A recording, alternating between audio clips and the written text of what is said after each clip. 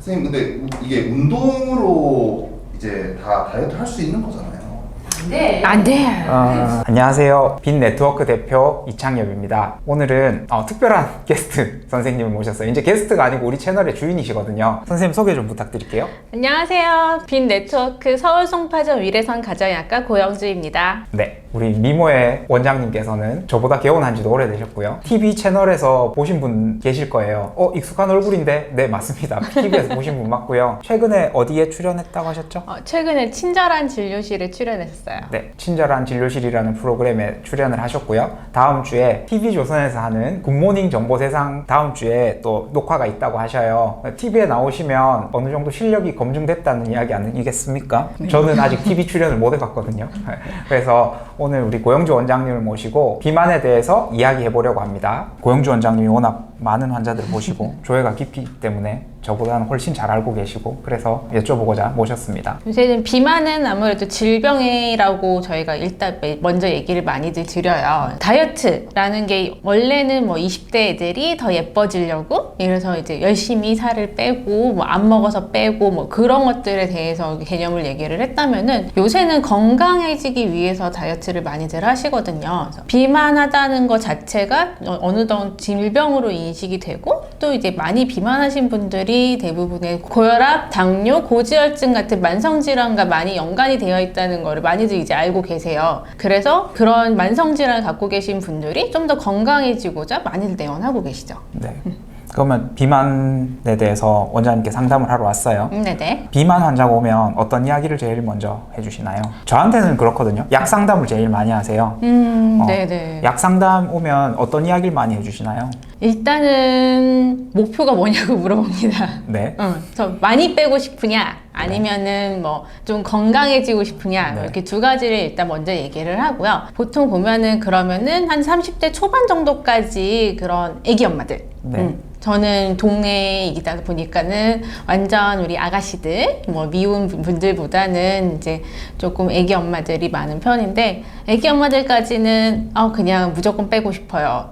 처녀 때 몸무게로 돌아가고 싶어요. 이렇게 얘기를 하시는데 그런 것도 1차 목표가 될 수 있고요. 또 다른 이제 군들이 보면은 이제 한 40, 50대 되시는 분들, 여성분들이고 남성분들이고 그런 분들도 살을 빼고 싶다면서 이제 조용히 노크를 하십니다. 네. 밖에서는 그냥 상담하러 왔다.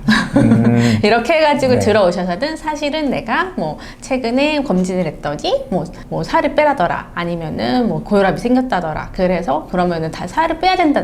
이런 얘기를 들었다. 그러면서 이제 들어오십니다. 그러면 그런 분들한테는 이제 목표치를 어떻게 잡으실 건지 아니면 어떤 질환을 갖고 계신지 이런 것들에 따라서 이제 목표치를 잡아드리죠. 네. 목표치 보통 일괄적으로 말하기는 늘 어렵지만 그렇죠. 네네. 네. 키로수로 얘기를 하기보다는 퍼센트로 얘기를 해요. 네. 그래서 일단 10% 빼보자고 합니다. 네.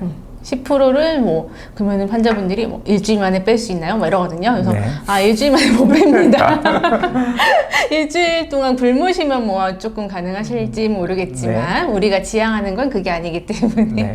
보통 한 8주 정도, 8주에서 12주 안에 우리가 10%를 빼자라고 말씀을 드리고 있어요. 원장님 약만 먹으면 살 빠져요? 원장님 시킨 대로 하면 무조건 살 빠지나요? 저는 개인적으로는 말도 안 되는 소리 하지 마라. 운동 안 하고 어떻게 빠지냐라고 이야기하거든요. 그리고 또 병원에 안 오시는 분들 중에서는 나 운동만으로 살을 빼보겠다. 약이나 이런 의학적인 도움을 안 받고 운동만으로 난 살을 빼겠다라고 하는 분이 있어요. 양극단에 있는 두 가지 부류의 환자라고 표현하기는 좀 그런가요? 어쨌든 우리는 환자를 보니까 환자가 왔을 때 어떻게 이야기를 해주시나요? 인풋과 아웃풋의 개념으로 얘기를 하죠. 일단은 내가 먹으니까 찌는 거고요. 그렇죠? 그렇죠. 내보내지 못하니까 찌는 거거든요. 네. 많이 먹으면 찌고 뭔가 활동을 해서 칼로리를 소비하지 않으면 쪄요. 먹는 만큼 소비를 한다 해서 제로는 최소 이제 제로성을 만들어야지 찌지 않는다가 되게 산술적인 공식이죠. 1 빼기 1은 0이니까. 근데 이런 부류가 있어요. 정말 못 참는 부류들. 먹는 거 인풋이 계속 너무 많은 분들. 그런 분들은 사실은 하다 안 돼서 오시는 거거든요. 본인의 의지로 해결이 안 되시니까. 그럼 그 의지는 뭘로 만드느냐? 그러고도 안 되면은 결국은 약을 써야죠. 그래서 인풋을 줄이는 게 약의 식욕 억제제의 기본 목표라고 보시면 될 것 같고요. 그 다음에 이제 아웃풋을 늘리는 쪽을 가는 게 이제 흔히들 그거죠. 운동하겠다. 운동을 해요. 열심히 하십니다. 근데 우리 몸이 그럼 거기에 금방 적응을 하거든요. 적응을 하면은 해도 안 빠져요. 운동을 해도 안 빠져요. 근데 운동에 내가 할 수 있는 강도는 사실 정해져 있고, 운동선수도 아니고 하루 온종일 5시간, 6시간씩 하루 종일 운동을 할 수는 없으니까 또 한계가 있고요. 문제는 뭐 살을 뺐어요. 운동을 해가지고 하루에 3, 4시간씩 운동을 해가지고 살을 뺐는데 끊으면 요요 와요. 그렇죠. 네. 네.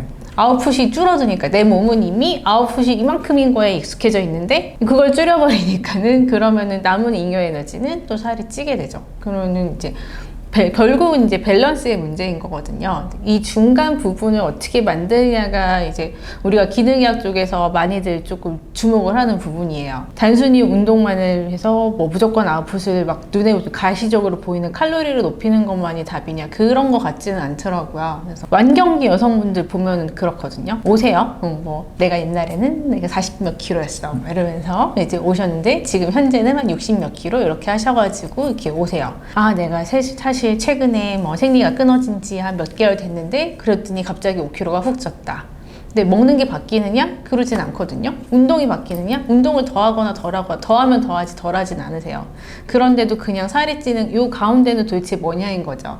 그 부분은 우리가 이제 조금 기능학적인 관점에서 우리가 조금 봐야 될 것 같아요. 1번은 호르몬. 네, 동의합니다. 네, 1번은 호르몬. 여성 호르몬이든 뭐 무슨 호르몬이든 호르몬 자체 그 문제인 거고요. 그리고 하나는 대사.